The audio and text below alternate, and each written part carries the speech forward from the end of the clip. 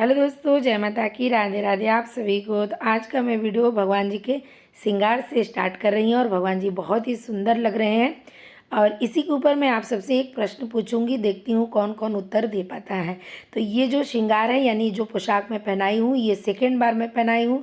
और पहली बार इसको मैं कब पहनाई थी, किसको किसको पता है वो मुझे कमेंट में ज़रूर बताएं। और मैं थोड़ा सा हिंट भी दे रही हूँ, ये मैं कोई त्यौहार को पहनाई थी। तो देखते हैं कौन कौन जवाब दे पाता है। जो मेरे रेगुलर के व्यूअर होंगे वो ज़रूर दे पाएँ। और मेरी एक बहुत अच्छी सब्सक्राइबर है, उन्हीं के कमेंट का मैं आज रिप्लाई करूँगी। उनका कमेंट ये है कि सर्दियों के महीने में बहुत ठंडी पड़ती है, तो अगर हम वॉशरूम वगैरह जाते हैं तो लड्डू गोपाल की सेवा कैसे करें, यानी कि उनको शयन वगैरह कराना रहता है तो शाम के टाइम नहाने में बहुत ठंडी रहती है गांव में, तो किस तरह से करें। तो इसी के ऊपर मैं थोड़ा सा आप सबको वीडियो बना बताऊंगी। तो देखिए, जो घर के भगवान होते हैं ना, वो भाव की पूजा उनका होता है। और जो मंदिर के भगवान होते हैं उनको शास्त्रीय पद्धति से उनका पूजन किया जाता है।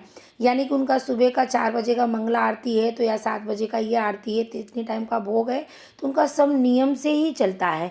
तो उनको नियम से ही चलना रहता है। हमारा भाव का पूजा रहता है, हम गृहस्थ जीवन में रहते हैं, तो हमें अपने कार्य को, अपनी दिनचर्या को देखते हुए भगवान का टाइमिंग फिक्स करना रहता है और आगे पीछे भी हो जाता है। तो हम जब भी जिस भी भाव से भगवान जी का पूजन करते हैं, वो हमारे सच्चे भाव से अगर हम करते हैं तो हमारा वो स्वीकार जरूर करते हैं।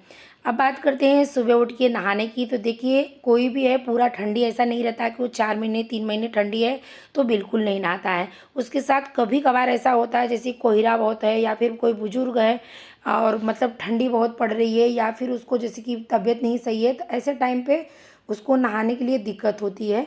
तो उस टाइम पे आप कर सकते हैं ऐसा कि जैसे कि आप हाथ पाँव धुल लिए, मुंह धुल लिए और कमर के नीचे पैर तक आप धुल लिए। गर्म पानी लेके भी थोड़ा सा भी पानी से धोएंगे तो भी चलेगा, और अपने ऊपर गंगा जल का छिड़काव कर लिए या फिर थोड़ी सी गीले कपड़े लेके अपने बदन को पोंछ लिया और पूरे कपड़े चेंज करके बहुत ही आराम से आप पूजा करें भगवान का। जैसे आप नहा धो के पूजा करते हैं उसी प्रकार से भगवान आपकी पूजा स्वीकार करेंगे। यहाँ पे मैं आपको एक बात और बता दूँ कि कुछ परिस्थितियाँ ऐसे हैं उसमें आपको ऐसा स्नान करके भगवान को स्पर्श नहीं करना है। जैसे कि आप अपने पति के साथ रहते हैं और उनके साथ संबंध बनाते हैं, तो इस तरह से स्नान करके आप भगवान को स्पर्श नहीं कर सकते। आपको पूरा स्नान करके ही भगवान को स्पर्श करना चाहिए। इससे अगर मैं गलत बताऊंगी तो आपको भी पाप लगेगा और हमें भी पाप लगेगा। इसके लिए मैं ये क्लियर करना ज़रूरी समझी, इसके लिए मैंने आपको बता दी। और अब मैं बात करती हूँ संध्या काल के टाइम, जैसे कि शाम के टाइम आप शौच वगैरह को चले गए हो और उस टाइम पे बहुत ठंडी लग रहा है, आपको कपड़े बदलने का मन नहीं कर रहा है, तो आप किस तरह से पूजा करें। तो देखिए, सबसे पहले तो भगवान को शुद्धता में ही छुआ जाता है। जितना कठिन परिस्थितियों में आप पूजा करेंगे ना, उतना ही भगवान आपको डबल फल देते हैं। जिस प्रकार से हम ज़्यादा मेहनत करते हैं तो हमें ज़्यादा फल मिलता है, उसी प्रकार से भक्ति भी होती है। तो आप कोशिश करिए कितना कठिन परिस्थितियों में अगर हो सके तो आप कपड़े चेंज करके ही उनको शाम को शयन कराएं। आप क्या करिए, अपने कपड़े निकाल दीजिए और थोड़ा सा हाथ पाँव धुल के और कपड़े मतलब शॉल वगैरह ओढ़ के भगवान का शयन वगैरह करा के फिर आप अपने पूरे कपड़े पहन लें। शॉल जो है आप बाथरूम में लेके नहीं जाते होंगे, बाहर टांग देते होंगे क्योंकि साफ़ ही रहता है, कोई बाथरूम में नहीं ले जाता। अगर आप लेके भी जाते हैं तो एक नया शॉल बाहर रखिए, यानी कि साफ़ शॉल बाहर एक रखिए भगवान के नाम से कि यानी हमको ये ज़रूरत पड़ सकता है। उसको आप ओढ़ के उनको शयन करा दीजिए, फिर बाद में आप अपने पूरे कपड़े पहन सकते हैं।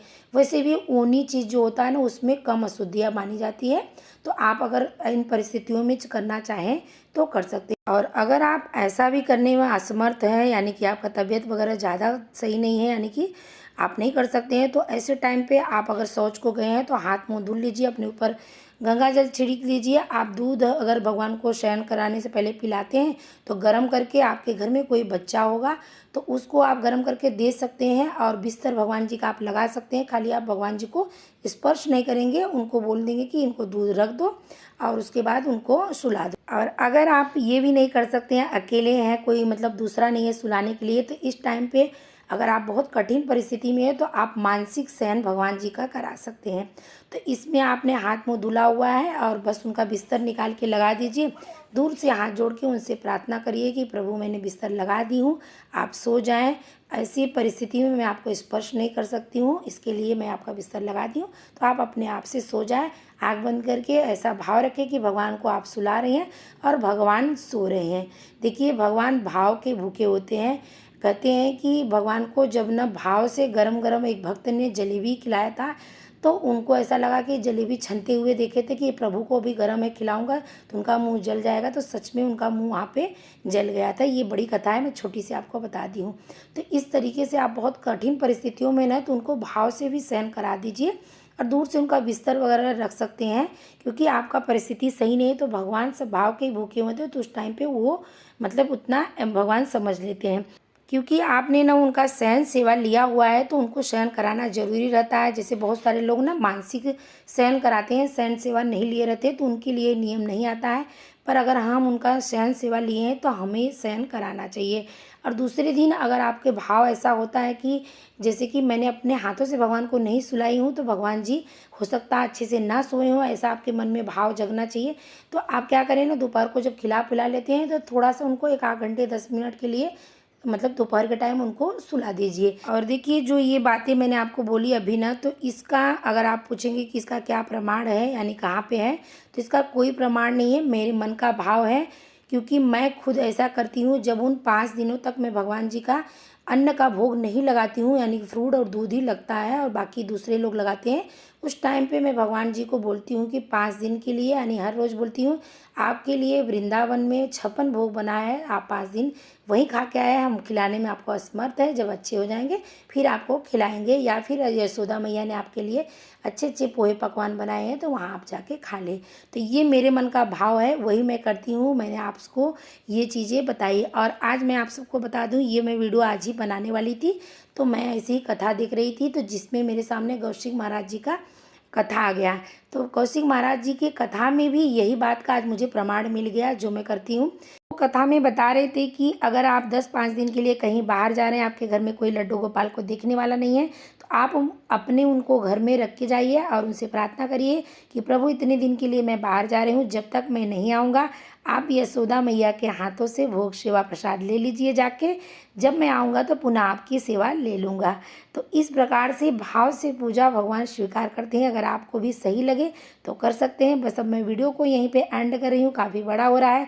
अगर मेरा वीडियो आप सबको थोड़ा सा भी अच्छा लगता है तो चैनल को सब्सक्राइब नहीं किए तो ज़रूर करें, अपने पहचान वाले को ज़रूर शेयर करें। मिलती हूँ अगली वीडियो में। जय माता की, राधे राधे आप सभी को।